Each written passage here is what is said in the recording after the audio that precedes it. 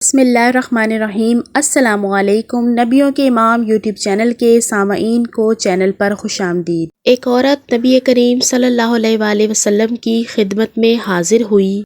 اس نے عرض کی، یا رسول اللہ صلی اللہ علیہ وآلہ وسلم، میں اس لیے حاضر ہوئی ہوں کہ اپنی ذات کو نکاح کے لیے آپ کے سامنے پیش کروں۔ نبی کریم صلی اللہ علیہ وآلہ وسلم نے اس کی طرف دیکھا۔ آپ صلی اللہ علیہ وآلہ وسلم نے نگاہ اٹھا کر اس کی طرف دیکھا اور پھر اپنا سر جھکا لیا۔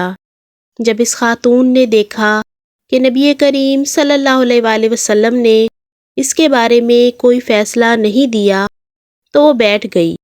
صحابہ کرام میں سے ایک صاحب کھڑے ہوئے اور عرض کی، یا رسول اللہ صلی اللہ علیہ وآلہ وسلم، اگر آپ کو اس کی ضرورت نہیں تو میرے ساتھ اس کا نکاح کروا دیں۔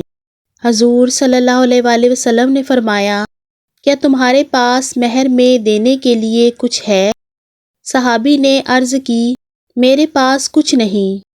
رسول اللہ صلی اللہ علیہ وآلہ وسلم نے فرمایا، تم جائزہ لو، اگرچہ ایک لوہے کی انگوٹھی ہی مل جائے۔ وہ صحابی چلے گئے، واپس آئے اور عرض کی، یا رسول اللہ صلی اللہ علیہ وآلہ وسلم، خدا کی قسم لوہے کی ایک انگوٹھی بھی نہیں ملی، البتہ میرا یہ تہبند ہے، اس شخص کے اوپر والے حصے پر کوئی چادر نہیں تھی۔ وہ صحابی بولے، اس تہبند کا نصف اس عورت کو دے دیتا ہوں۔ نبی کریم صلی اللہ علیہ وآلہ وسلم نے فرمایا، اگر تم اس تہبند کو پہن کر رکھو گے تو وہ عورت اس کا کیا کرے گی؟ اس کے جسم پر اس کا کوئی حصہ نہیں ہوگا، اور اگر وہ عورت پہن لے گی تو تم پر یعنی تمہارے جسم پر کچھ نہیں ہوگا۔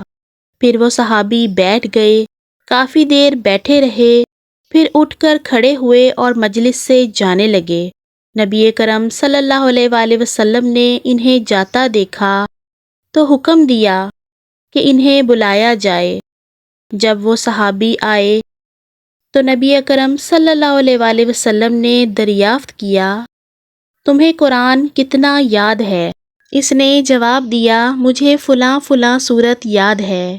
اس نے ان صورتوں کی گنتی کی۔ نبی اکرم صلی اللہ علیہ وآلہ وسلم نے فرمایا، کیا تم انہیں زبانی پڑھ سکتے ہو؟ صحابی نے عرض کی، جی ہاں۔ حضور صلی اللہ علیہ وآلہ وسلم نے فرمایا، تمہیں جو قرآن آتا ہے اس کے ذریعے میں نے اس عورت کو تمہاری ملکیت میں دیا، یعنی تمہاری شادی اس سے کر دی۔ اس طرح حضور صلی اللہ علیہ وآلہ وسلم نے اس عورت کی رضامندی کے ساتھ قرآن پاک کی صورتوں کا ثواب مہر بنا کر اس عورت کا نکاح ان صحابہ کرام سے کر دیا۔